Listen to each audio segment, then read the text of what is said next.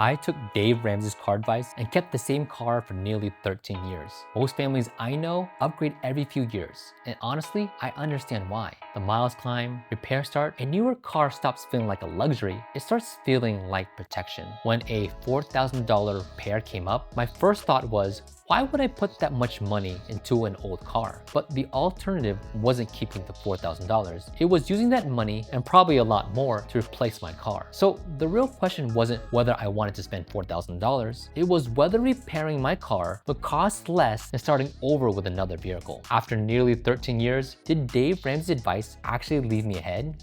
I bought my car in December of 2013. The car was being advertised around safety, and that was what mattered to me the most. I remember thinking less about whether buying new was the perfect financial decision and more about the fact that my newborn son would be sitting in the back seat. Have you ever spent more money because something was marketed as the safer, smarter, or responsible choice? No judgment. Hit the like button if you've ever been there before, because I clearly have. That was the first thing that this experience taught me. Paying cash didn't make the purchase unemotional. Dave Ramsey's advice changed how I paid for the car, but it didn't decide why I bought it. I was still making an emotional decision. I was just paying cash for it. The car cost about $22,000 and I paid cash outright for it. And for the first several years, the decision felt like it worked. The car was dependable. We rebuilt our savings, and I drove it without thinking much about replacing it. Then the repairs started. The first major repair arrived when the car was around 6 years old.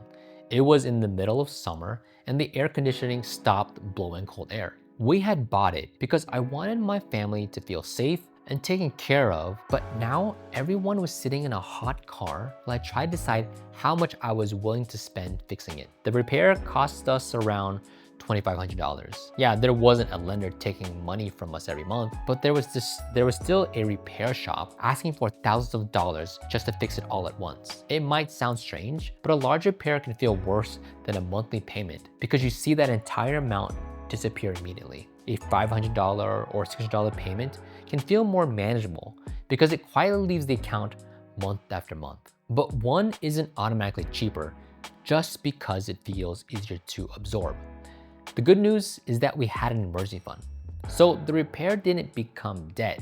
We paid for it. The cold air returned and we kept driving it. But that repair didn't end the experiment. The next one came much closer.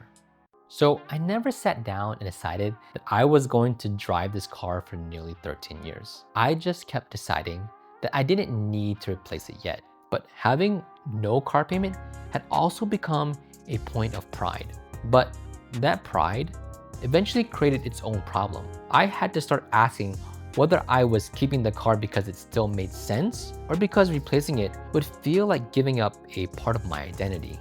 So during the 12th year of owning our car, I started hearing creaking noises, and that happened every time I made sharp turns.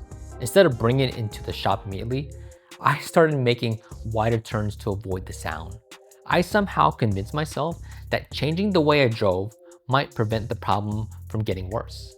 As long as I didn't hear that sound as often, it was easier to pretend nothing seriously was happening. But looking back, that wasn't frugality, that was denial. When I eventually brought the car into the shop, they told me that the front axles and the rear bearings needed to be replaced. Once they pointed that out, I felt completely guilty that I had waited. I stopped trying to work around the problem and had it repaired immediately. That combined bill was about $4,000. At that point, we already had saved up more than $20,000 intentionally towards another potential vehicle. I kept it because I believed that if the repair gave us several more dependable years, it could still be better for us financially. Would you put $4,000 in a 12-year car just to give it hopefully more dependable years? Tell me yes or no, or give me a thumbs up if you agree. Because I think this is where reasonable people can look at the same number and make completely different decisions. A few months have passed since the repair, and the car feels noticeably better. I'm much more confident with driving it now. But the final value of that $4,000 repair depends on how much longer that car lasts. That's what makes old cars so difficult to deal with. You usually don't know whether a repair was worth it until much later on. So not long after that repair, I experienced the moment when I thought the car had finally reached its end. My wife's car had already given up on us. She drove a 2005 Saturn Vue and we brought it in for a routine service when the shop told us that the frame was so badly rusted that it was unsafe to drive. It still ran, but that didn't matter to us anymore. We sold it for around $500 for its parts, and my wife and I started sharing my car. And she mostly used it to run errands and pick up the kids. Then one day, I was driving the car with my children when the check engine light came on and the car started to struggle. At that point, the car was more than 12 years old.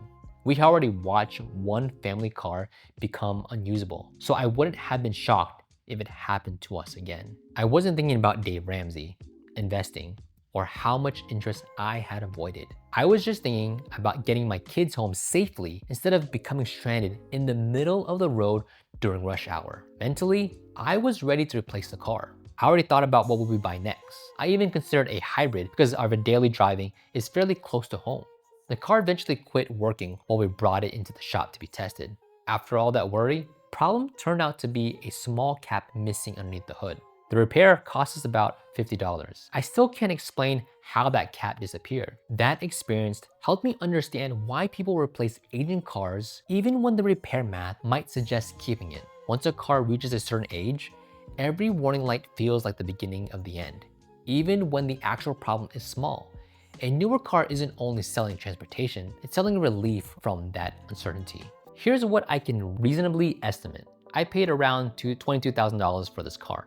Over nearly 13 years, I estimate that the routine maintenance costs are between $6,000 and $8,000. I spent around $800 on a new set of car tires after one tire had already been patched so many times I had to get them replaced. Then there was that $2,500 air conditioning repair, more than $4,000 for the axles and rear bearings, and around $50 for that missing cap that I still cannot explain. That puts my estimate total cost around $35,000 and $30,000 before fuel, insurance, and registration. I'm leaving those out because I would have paid versions of those costs with almost any kind of vehicle. Today, the car is still worth somewhere around $6,000, $8,000. After subtracting its remaining value, my estimated net ownership cost is approximately $27,000 to $32,000 over about 150 months. That works out to be around $180 to $210 per month. That number isn't perfect because some of the maintenance costs are just estimates, but it gives us a reasonable picture. The car wasn't free. However, its average monthly ownership cost was still far below what another purchase or years of leasing likely would have cost us. If I had upgraded halfway through, I would have faced another purchase price, another round of depreciation, possibly another loan, higher insurance and maintenance on the vehicle too. A lease would have offered predictability, newer features, and fewer worries, but the payment would have remained part of our financial life. Based on the numbers I have, keeping the car left us financially ahead. The important lesson isn't that repair doesn't matter, it's that you can't judge a repair without comparing it with the full cost of the alternative. The money we didn't spend on another vehicle went towards several savings goals. We built emergency savings. We intentionally saved more than $20,000 towards our next potential car. We also saved for family trips and other priorities. That's why that $4,000 repair may have hurt, but it didn't turn life into a crisis. We paid it from our emergency funds. We didn't need to take out any debt. We didn't have to abandon our other financial goals. The car didn't build our wealth by itself, but keeping a large payment out of our monthly expenses gave us more room to prepare for emergencies, save for future expenses, and plan for experiences for our family. The car stayed old, but the money gave us more options. I still believe Dave Ramsey was mostly right about the danger of repeatedly upgrading and making car payments a permanent part of your life. But I wouldn't apply the rules as rigidly today. My current rule has 3 parts. First, the vehicle must remain safe. My wife's car showed us that safety has to overrule every financial calculation. Second, the repair needs to buy enough dependable time to justify the cost. And third, the repair can't be so large that the money would clearly serve us better toward a replacement. For me, a repair that would require $6,000 require a serious decision. At $8,000, I'd almost certainly put that money toward another vehicle. These aren't rules everyone needs to copy. They're simply the limits that make sense for our family. The goal isn't to keep an old car forever. It's to stop treating an upgrade as automatic and ask whether replacing it would actually improve our life, or simply add another payment to it. Nearly 13 years ago, I bought this car because I wanted my newborn son to be safe. Keeping it this long wasn't part of the plan, but over time, it gave our family something I didn't fully appreciate when I drove it off the lot. Room to save, prepare for repairs, and make decisions without another payment controlling our monthly expenses. So yes, Dave Ramsey's advice helped leave us financially ahead. But the real value wasn't simply owning an old car. It was having more options because we didn't automatically replace it. If this gave you a way to look at your car in a different way, please give this video a like and subscribe to the channel if you haven't already. Thank you for your time. I'll see you in the next video.